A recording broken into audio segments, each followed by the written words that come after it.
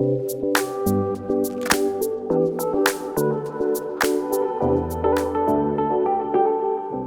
talking about collaboration today, and we're talking about the idea that we are all stronger together, okay? And we're going to look at two sort of main areas. We're going to think about local collaboration, so beginning in the classroom, of course, and we're going to end up talking about global cooperation, where your teenage students will be able to cooperate with other teenage students from a different country around the world.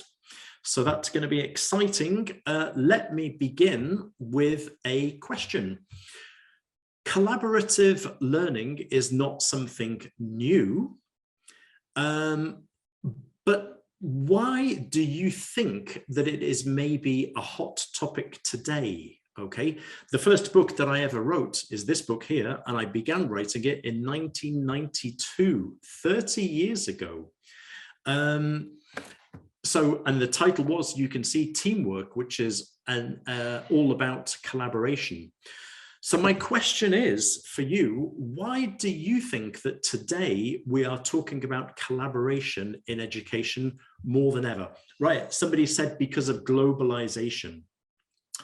Amel has said because it fosters communication, and I think communication and collaboration go very much hand in hand, and I think that's why English is perfect for collaboration, because it's all about communicating in a new language.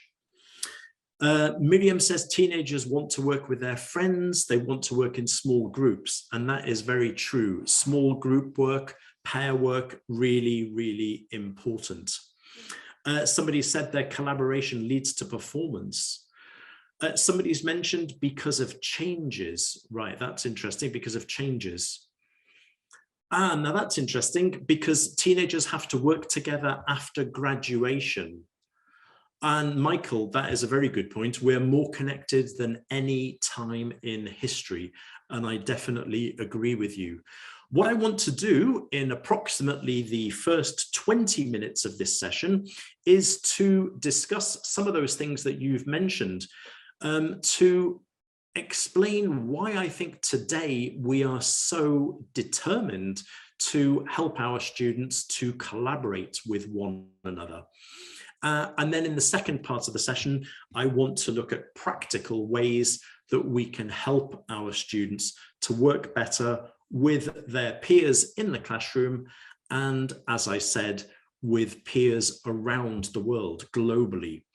So some of these things, many of these things you have just talked about, and I'm going to explain my point of view. I think collaboration in education is so important because I think there is an urgent need to focus on student well-being. We're talking a lot about social and emotional intelligence at the moment. I think after 2 years of pandemic, where our students have been working in difficult situations, often slightly more isolated, working online, I think there's a real need to help students to socialize and to work with one another and to show togetherness and solidarity. Now, the examples that I'm going to show you today are basically from my latest course, Gateway to the World, the new edition of Gateway. And this is just an example of something you can do in the classroom. Think about friendship, empathy, a really important word, I think, today, so that students are understanding one another, helping each other to feel better because they are not alone. And you can see that the lesson aim is to stress the importance of not letting people feel left out. There's advice there about dealing with loneliness, how you can make friends more easily.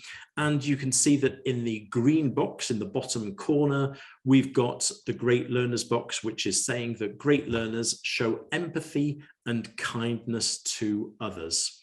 And I think that this is the first step towards collaboration, is getting students to understand one another, to help one another, and as it says there, not letting anybody feel left out. So very, very important that we begin our idea of collaboration with, for example, pair work, group work, students working together in the classroom.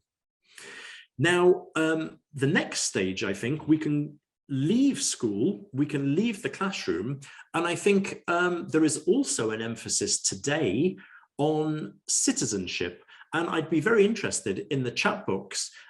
Where I teach in Spain, there is actually a school subject which is about citizenship. It's explaining how we should collaborate together in society.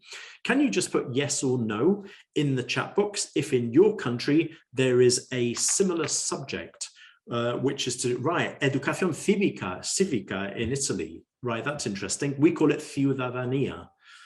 A lot of people are saying yes, educación cívica. Right, no, sadly, right. So I think this is interesting. Many secondary students around the world, I think we can see from the chat box, many students are looking at this idea of working together in society. Now, you know, maybe this is a reflection that today we need to help our students. We need to set a good example and get them working together for the local community. I've got a question for you here. Have you ever thought of taking up plogging? Okay, plogging with a P. You can either tell me yes, no, or you have no idea what I'm talking about. So what is it? Yes, no, or no idea? Okay, no idea, no idea, no idea. Okay, a lot of people with no idea. Plogging, no idea. Okay, that's interesting. Right, I'm going to explain plogging then, and you can tell me if you have thought, if you're going to think about taking it up. If you look at the photograph, you're immediately going to get some idea, I think, of plogging. Plogging is a word, a new word, which comes from a mixture of two words, jogging and a Swedish word, which means picking up and jogging. So plogging is basically yes, exactly, Juan Lopez, a combination of jogging and picking up, plocka up. Now you can see from the photograph, the idea is very simple. You go for your run, you go for your jog or your walk, and you take a bag and you pick up rubbish. And of course, what you're doing is a small but significant act, which is good for your local community, your local neighborhood. So this is just a nice idea. It's a simple way of taking an action which I think is all to do with solidarity and helping your immediate environment. So I think, again, there is this idea today that we need to think about others. We need to think about our colleagues, our classmates, and I'm just laughing at Daphne Green, who said she would do walking, not jogging. Right. Well, me too. Me too. I'm with you, Daphne. So this is an idea, yes, exactly as Amel says, a sense of belonging to a community. So collaboration is in the classroom. Collaboration is also in our local environment. And I would say that also collaboration is in the news at the moment. We need collaboration on a global level. Now, I'm sure that many of you have been reading a lot about the Sustainable Development Goals. So these are the 17 goals to transform our world. They include things like urgent climate action, looking at poverty, ending poverty in the world, looking at gender equality. So there are 17 very ambitious goals to change the world and improve the world. The only thing, the last one, the 17th goal, is talking about partnership. And I think this is really interesting. This is from the World Economic Forum website. And it says why collaboration will be key to achieving the Sustainable Development Goals. And I think that this is a key point. We cannot achieve these goals unless people work together. Now, this article is an interesting article. I suggest you go away and look at it. But in this article, there was one sentence which I thought was really powerful, and I'd like to share it with you today. By sharing information, resources, activities, and capabilities, we can achieve things together that we could never achieve alone. And if you like, that sentence for me is really the essence of collaboration, that by working together, we can do things that we could not do by working individually. And this is true in the classroom, it's true in our local neighborhoods, and it is true also of these Sustainable Development Goals. And so working together, we can help these things to actually happen. And that reminded me also of this very interesting acronym. Has anybody seen this before? TEAM, it stands for Together, Everyone. Now, what do you think the letter A stands for, or the letter M? It makes a little phrase. Amir, you are brilliant. Amir has got it straight away. Jennifer too. Yes, actually that's nice. And me, that's a nice one.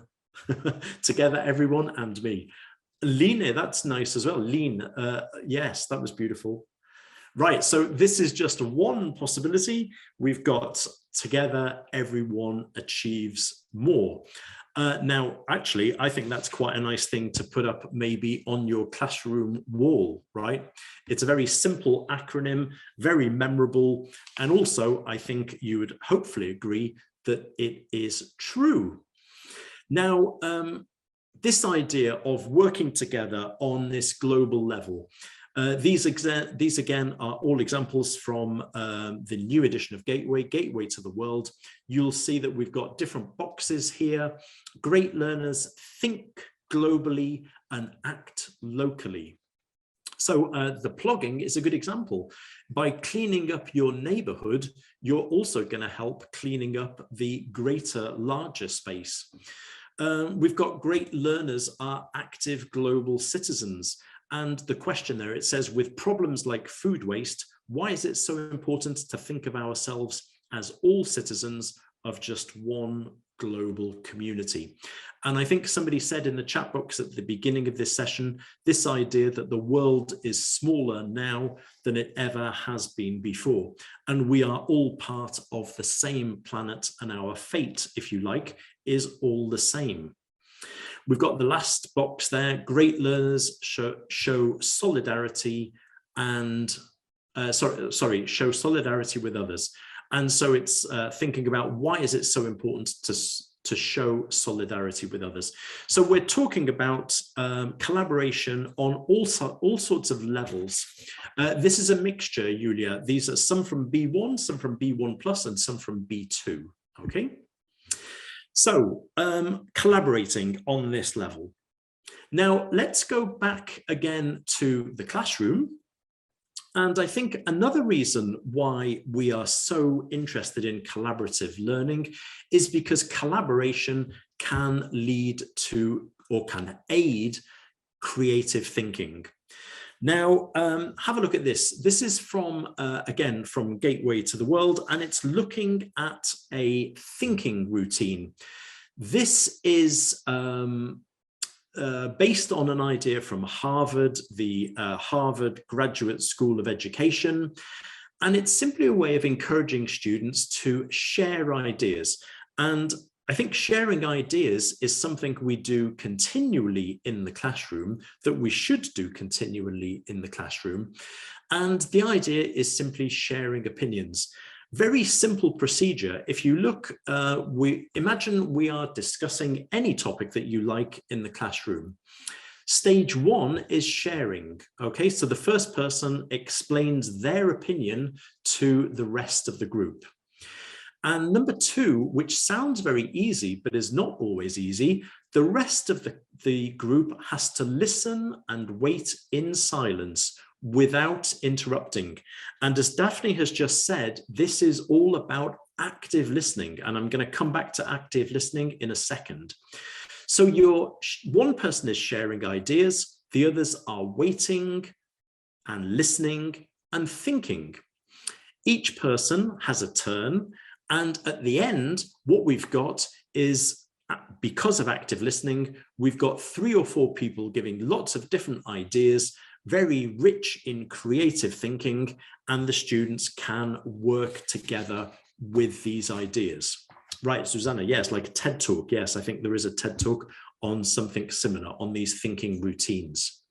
So a very simple activity, but one which is extremely valuable because it means that students are actually participating together. So I want to think just for a second about this idea of creative thinking together.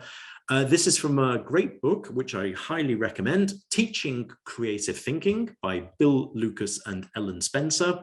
They talk about the work of a specialist called Chris Watkins, and he says that these things are essential to develop collaborative learning. The first thing he says is that we should make collaboration a frequent activity. Now, I would like you in the chat box to say, how often in a typical class do you ask your students to work together in pairs or in small groups? How often? Daily, says Inga. Perfect. Each session, most of the time, every lesson. I personally cannot imagine a lesson where the students are not sharing ideas, sharing answers, sharing opinions. Communication and collaboration go hand in hand. And in the English language classroom, I think you would agree that communication in English is what we are aiming for. So let's make sure that collaboration, pair work, group work is a frequent activity. Next, if we want collaboration, we need to expect learners to listen as well as talk. Now, this sounds obvious, but I think we often forget. We think about collaboration and communication as talking, but what we need is for students to talk and to listen. If you remember my activity, it said share, and then it said wait in silence, don't interrupt. That's all about, again, active listening. So we need collaboration to be frequent. We need it to be involving active listening. Next, we need to make it safe for people to offer ideas. And again, the activity that I've just shown you, because students are listening and not interrupting, they are showing respect to one another. And I think that helps to make it safe for people to share their ideas. And finally, we need to require interdependence among learners for success. If you think of the example of, for example, jigsaw reading. Jigsaw reading is that maybe student A reads one text, student B reads another text, and student C reads a third text. The students get together, they explain what they read in their text, and then they answer some questions about all 3 texts. That very simple collaborative activity requires interdependence among learners for success. If one person doesn't read the text, then it doesn't work. They won't be able to answer all of the questions. So having that type of activity is nice because in a way it's encouraging or even forcing students to work together effectively. So those are just some simple ideas about creative thinking coming from collaboration.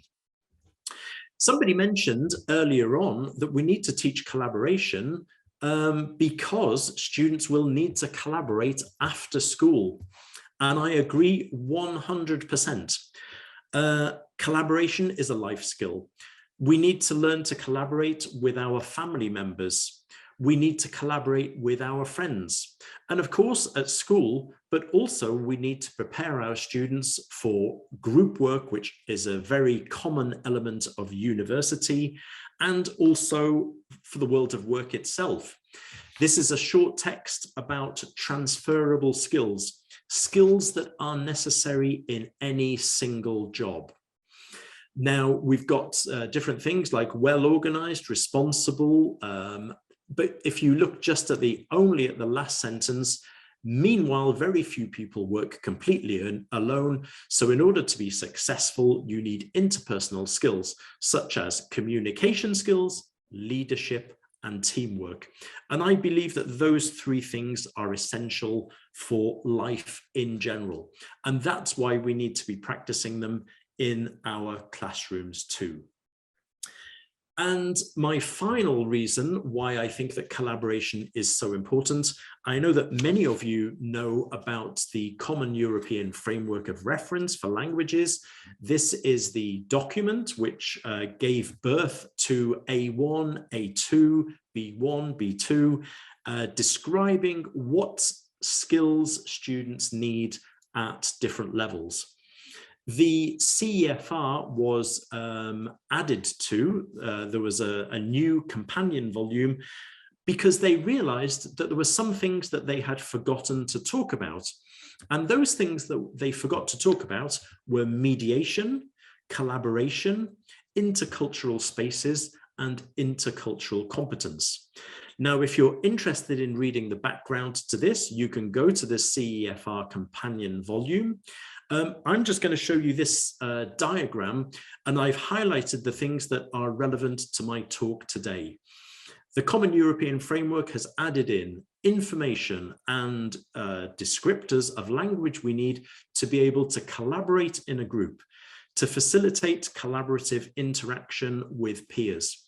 And you'll notice on the right, facilitating intercultural space. This means that we are helping students from different linguistic backgrounds, from different cultural backgrounds, to be able to understand one another, communicate successfully, and to collaborate. So basically, I think that I've tried to persuade you, if you like, that collaboration is something that everybody at the moment seems to be interested in, on a global level, on a local level, on a classroom level, on a social interaction level, and also on a linguistic level. We need to help students to work together.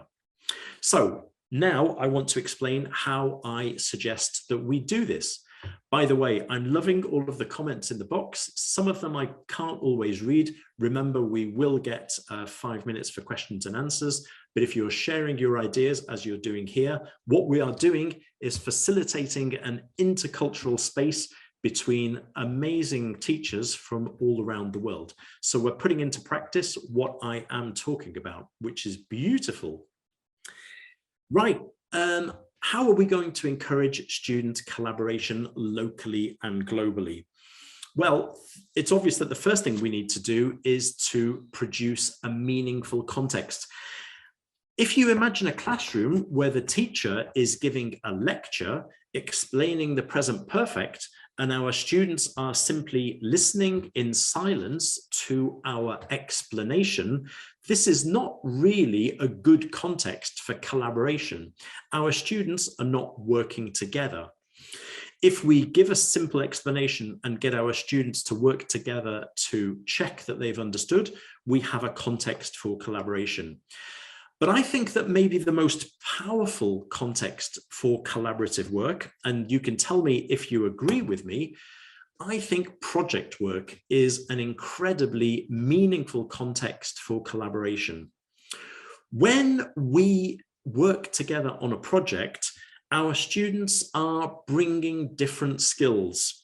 They're bringing different linguistic skills. Maybe some are better at speaking, some are better at reading, some are better at writing. But apart from that, some students may be particularly good at producing artwork for our project. Some of them might be very good and very interested in the research. And somebody maybe has very good oral communicative skills, and they are good at giving the presentation. So I believe that project work is really an essential or a very motivating element, shall we say, to get students working together to produce a piece of work. Now, if you look at, you don't need to read everything there. This is a project from Gateway to the World B2 about sports in your country. We can give students a choice of project. Maybe they could produce a poster. Maybe they could produce a leaflet. Maybe they could give a classroom presentation. And we're helping them with some research ideas. So they could talk about sports that were invented in their country, sports that are particularly popular in their country, maybe famous sports personalities or sports teams in their country. And the students are working together to produce a final product, which is some type of project. And again, giving the students a choice for the project that they create. Now, I think that's great. We now have a context for working together, but I think that we really need to make sure that the students know how they can work together successfully. And we might expect them to know this naturally, but I don't think we should. I think we need to encourage the students to work together in a team. So let's give them some tips. Let's give them some advice. Here's one piece of advice. When you work on a task as a team, the main objective should be to produce an excellent piece of work. That's why it's important to give and accept constructive criticism. Now, we all know that teenagers can be very sensitive, extra sensitive. That's why we need to make them realize that criticism is not a personal thing in this case. Criticism is simply getting students to produce a great piece of work. And to do that, sometimes you have to be honest but constructive with other members of the team. So let's remind them of this. Another tip: when you work in a team, decide the best way to divide the work equally and fairly. Make sure that everyone is happy with the distribution of work. So maybe some people prefer doing the presentation, some people doing the research, but is everybody happy with the distribution of the different tasks? And very important in any group, if you want the group to work well together, you need to make sure people have got the role that they feel happy doing. Now, I think this is really important to give these tips, but of course, these tips are not very useful if the students can't actually do them in English. Our classroom is still an English classroom. We want students to be communicating in English. So we need to give them the functional language they need. So I'm going to ask you in the chat box, can you think of any useful expressions in English for somebody to give constructive criticism or to accept constructive criticism? Can anybody make a suggestion there in the chat box? What would be useful for our students to be saying if they were giving constructive criticism? That's beautiful, Jorge. Instead of doing this, why don't we do this? Daphne, yes, I see your point, but maybe you should consider. That's beautiful. If I were you, I'd rather do that. It's a good point, but so we're being very diplomatic, we're being very tactful, which of course, as you know, in English is really important. It could be better to use this. I see that. Yeah, these are all great. Here are some that I thought of, which appear in my book, but you're coming up with some amazing ideas. Okay, I'm not going to read my ideas out in red, but I think that those are some nice expressions too. Yeah, Luisito, that is brilliant too. Yeah. Great effort, but in my opinion, yeah, these are all brilliant expressions, okay? You've seen that I've got things like, I think it would be better to do, maybe we ought to do this instead of that. Let's see if it's better to do this.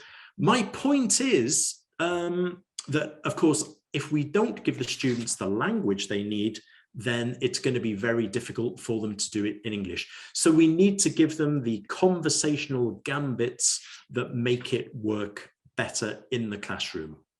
So let's give them the language they need. Now, we've got this next one, make sure that everyone is happy with the distribution of work. So we've got who wants to do this, Can I volunteer for this? I'd like to do this. Why don't I do this? Why don't you do this? Why don't we do this? So we're giving the functional language for students to be able to work in their groups. Yeah, Maria Diaz, that would be a great idea. And in fact, of course, that's what I've just done with you. Okay, now you're teachers, but I've done exactly what you're suggesting. I elicited the language and then we can add in more. So that is a great idea, Maria Diaz. That is brilliant. Perfect. Okay, now our students have created, they've worked well together. They've done it in English. They've created an amazing piece of work. Now, in our normal classrooms, what I do, or what I used to do, was I get the students to give their presentation, to show their project to the rest of the class. Wouldn't it be great if we could get our students to share their projects with other students, other teenagers from another classroom in a different part of the world? Well, that's exactly what we've done with Gateway to the World, okay, with the latest edition of Gateway. We have a thing called the Virtual Classroom Exchange, and this is part of each project. The students produce this piece of work, they produce their project, and then what we're going to do is we're going to enable them to contact another teacher in another classroom in another country. And your students will be able to present their project to students from another classroom from another country. Now, maybe somebody might be able to put a link in the chat box for me from Macmillan. You can see though, basically, if you Google Macmillan Education Virtual Classroom Exchange, you will find a page where it's incredibly simple for you to register your class, to contact a teacher who is exactly the same as you, one of your colleagues right now in the chat box, and we will link you with another school in a different country so that your students can then present their project to students from another country.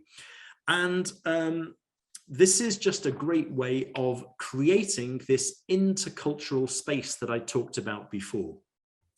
And we can get students thinking about intercultural issues. We can get students to think about how they are similar, how are they are different to teenage students in a completely different country. And of course, English is the only language that they can use to be able to do this. And of course, this becomes really powerful. Sorry, I'm going to jump this. This becomes really powerful because English is now a life skill. English is not just a school subject, it's a language that is helping them to communicate with teenage students elsewhere in the world. So we really are promoting collaboration on a really wide scale. Teenagers collaborating with teenagers in different countries. And what we're talking about in terms of global citizenship, we're actually showing that English can bring people around the world together. And I actually do have a quotation. This is from a teenage student who was doing this virtual classroom exchange. And he actually says that, he says, thank you because he has learned, or they have learned, the power of language is one of the strongest qualities an individual can have in order to communicate and bond with foreigners. Isn't that powerful? That's really powerful. Our students are working together. They're finding out about life in a different country. They're comparing, for example, sport in Ukraine with sport in Mexico, Italy, and we've got this amazing English as a bonding language. Okay, I'm coming to the end of my talk. We're going to do a little quiz for you, okay? This is always something I enjoy. You're going to have to go fast in the chat box. We've got lots of sayings in English which stress the importance of collaboration. I want to see how fast you can reply to my proverb or quotation or saying. What word is missing here? Do you know? Many hands make. Amir was the first one there. Daphne, Fatima, that's right, Julia. Many hands make light work. A nice quotation. All of these quotations would be great on your classroom wall. Remember that you're getting a PDF of this talk in your virtual goodie bag sometime after the session. Two are better than one. Yes, heads is exactly the correct answer. You're very fast. Two heads are better than one. Another one, this is a nice one. Shared is a halved. Who's the first? Jennifer, very fast. A problem shared is a problem halved.